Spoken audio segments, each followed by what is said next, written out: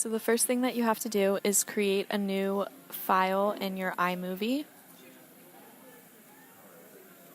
and go to Import Media. And for mine, I'm using a clip that I already had edited down for my Instagram. And then you have to make sure that you have the clip selected and then hit the crop tool. And when you click crop, this basically enables you to edit it to any size that you want. So I basically estimated to where I thought it looked like most square and then put it to the side.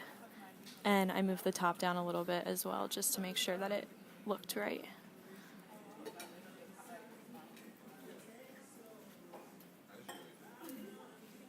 And then once you click the check, it will be cropped.